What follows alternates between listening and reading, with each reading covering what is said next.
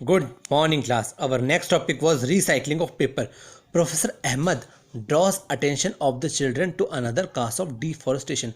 Actually, दूसरे कुछ कारण भी बताए प्रोफेसर अहमद ने अटेंशन ड्रॉ किया कि बच्चों कैसे डिफॉरेस्टेशन हो रहा है. He tells them that is takes 17 full grown trees to make 1 ton of paper. उसने बताया कि एक्चुअली उन्होंने बताया कि लगभग अगर हम 17 पेड़ों को अगर कट करते हैं तो उसके थ्रू क्या बनता है, 1 टन पेपर बनता है. मतलब आप देख सकते हैं कि इतने ट्रीज को कट करने के बाद 1 टन पेपर बन रहा है. मतलब कितना इको को हम एनवायरनमेंट को डिस्ट्रॉय करा है. Therefore we should save paper. इसलिए हमको ट्रीज को पेपर को सेव करके रखना चाहिए. Professor Ahmad also tells that paper can be recyclized 5 to 7 times for use. हम लगभग 5 से 7 बार उसको रिसाइकल कर सकते हैं. If each student saves at least 1 sheet of paper in a day. अगर एक बच्चा, एक स्टूडेंट, एक विद्यार्थी अगर 1 शीट पेपर भी दिन भर में बचाता है तो we can save many trees in year. तो हम साल भर में बहुत सारे ट्रीज को बचा कर रख सकते हैं. We should save reuse paper and recycle. इसलिए हम उसको रिसाइकलिंग करना चाहिए पेपर को. By this we not only save trees. इसके थ्रू हम खाली ट्रीज ही नहीं बचा रहे but also save energy and water. अब इसके थ्रू हम एनर्जी और वाटर को भी सेव करके रख सकते हैं. नीडेड फॉर मैन्युफैक्चरिंग पेपर, जो कि एक्चुअली पेपर की मैन्युफैक्चरिंग में बहुत यूजफुल होता है. Moreover the amount of harmful chemicals used in paper making will also be reduced. Actually हम चाहते हैं कि कम से कम केमिकल यूज़ हो, तो हमको ट्रीज को भी कम कट करना होगा, पेपर्स की भी रिसाइकलिंग करनी होगी. जिससे क्या होगा, उस पेपर्स को बनाने में जो केमिकल्स यूज़ हो रहा है उसका भी क्या होगा, बहुत कम यूज़ होगा. तो वो भी क्या होगा, क्या होगा, रिड्यूस्ड होगा. उसके बाद नेक्स्ट टॉपिक आता है रीफॉरेस्टेशन. एक्चुअली रीफॉरेस्टेशन क्या होता है, हमने डिफॉरेस्टेशन पढ़ा है. जंगलों की कटाई हो रही है तो हम उसको बोल रहे हैं डिफॉरेस्टेशन. बट यहाँ आ रहा है रीफॉरेस्टेशन. मतलब एक्चुअली जंगलों की जहाँ कटाई हुई तो वापस हमको नए ट्रीज को ग्रो करना. उसका मतलब क्या होगा, रीफॉरेस्टेशन. तो professor Ahmad suggest that the answer to deforestation is reforestation. Reforestation is restoring of the destroyed forest by planting new trees. Actually जिन ट्रीज को हमने कट कर दिया उसकी जगह हमको नए ट्रीज को वापस ग्रो करना है तो हम इसको बोलेंगे reforestation. The plant trees should generally be of the same species which were found in the forest. कुछ स्पीशीज जो हमको जंगलों में मिली, we should plant at least as many trees we cut. हमको उन ट्रीज को एक्चुअली वापस ग्रो करना चाहिए जो पेड़ हम कट करते हैं. ठीक है. Reforestation can take place naturally also. Actually वो प्रोसेस नेचुरली कैसे होगी, आप देखो जंगलों की कटाई हुई, अगर कुछ टाइम के लिए आपने उस जंगल की जहाँ अपने पेड़ों को कट किया है कुछ टाइम तक आप उस सॉइल को वैसे ही रहने देते हैं तो कुछ टाइम बाद वापस वही वाले ट्रीज वहाँ पर ग्रो कर जाएंगे.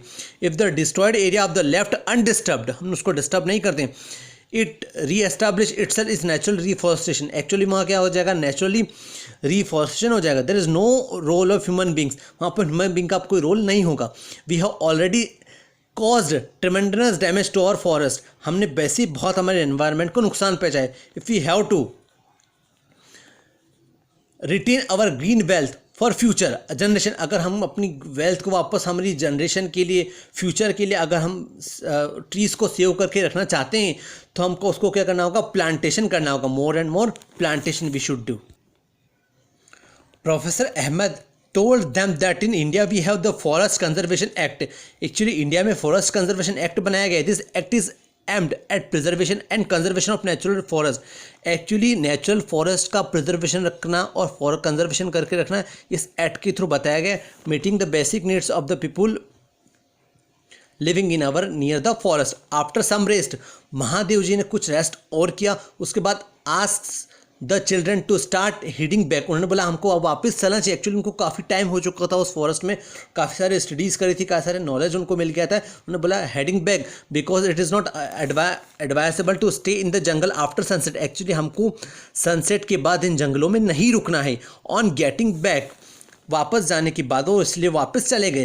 Professor Ahmad and the children thank Mahadev ji for guiding them through the exciting experience.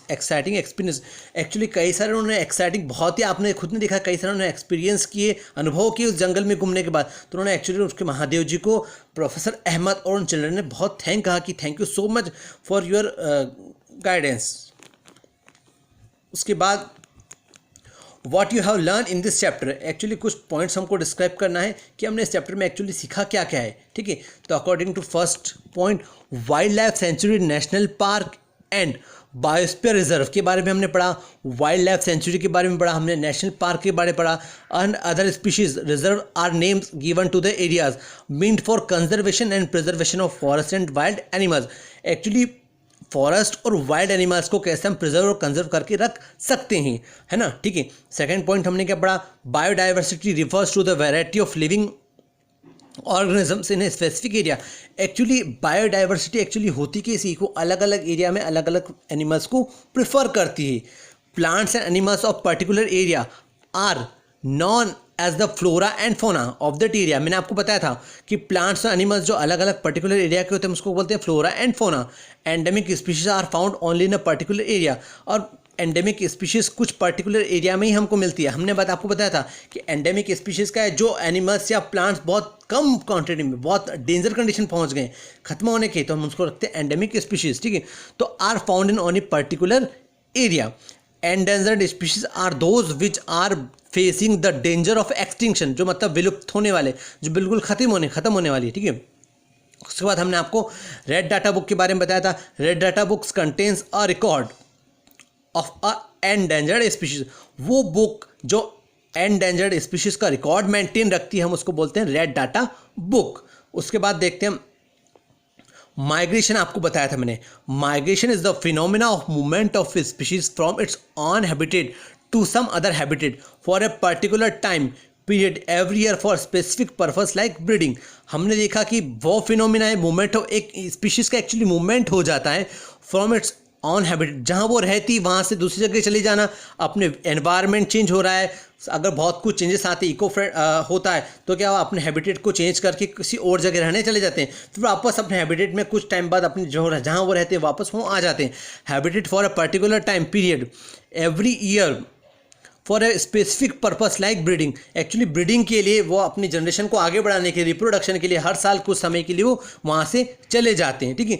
उसके बाद we should save use and recycle paper to save trees energy and water. हमको ट्रीज को बचाने के लिए और करने के लिए we should save reuse and recycle paper to save trees energy and water.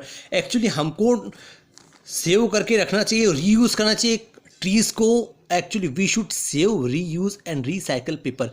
Paper को हमको रीयूज़ करना चाहिए, रिसाइकलिंग करना चाहिए, और इसके लिए हमको ट्रीज़ को बचाना पड़ेगा, एनर्जी कंजर्व होगी, वाटर भी हमारा अवेलेबल होगा।